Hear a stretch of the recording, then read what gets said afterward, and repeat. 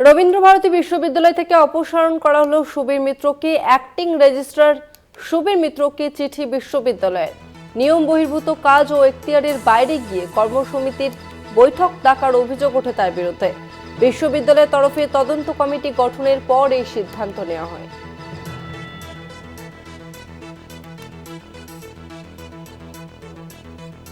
নিয়ম বহির্ভূত কাজ করায় অপসারণ করা হলো সুবীর মিত্রকে।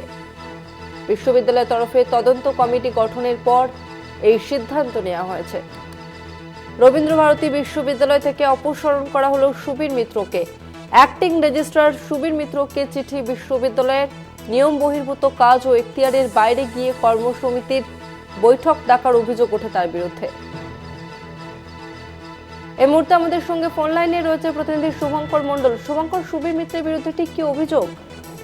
দেখো, তার বিরুদ্ধে মূলত যে অভিযোগ সেটি কিন্তু যে নিয়ম বহির্ভূত ভাবে কাজ করা, শুধু তাই নয়, অস্থায়ী উপাচার্যের অনুকূল গেল একাধিক সিদ্ধান্ত গ্রহণ করা। যেমন তার মধ্যে এক্সিকিউটিভ কাউন্সিলের বৈঠকে একজন অ্যাক্টিং রেজিস্ট্রার ডাকতে পারেন না, কিন্তু তিনি কর্মসমিতির বৈঠক ডেকেছিলেন বলে অভিযোগ। এবং এরকম বহু নিয়ম বহির্ভূত কাজের অভিযোগ রয়েছে তার বিরুদ্ধে, যেই কারণ তার বিরুদ্ধে তদন্ত কমিটি গঠন করে বিশ্ববিদ্যালয় কর্তৃপক্ষ, এবং সেখানে তার অভিযোগ প্রমাণিত হওয়াতে তাকে কিন্তু বলা যেতে পারে অপসারণ করা হয়েছে রবীন্দ্রভারতী বিশ্ববিদ্যালয়ের অ্যাক্টিং রেজিস্ট্রারের পদ থেকে, এবং ইতিমধ্যে চিঠিও জারি করা হয়েছে তার উদ্দেশ্যে।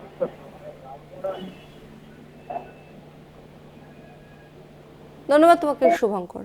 আমরা কথা বললাম প্রতিনিধি শুভঙ্কর মণ্ডলের সঙ্গে।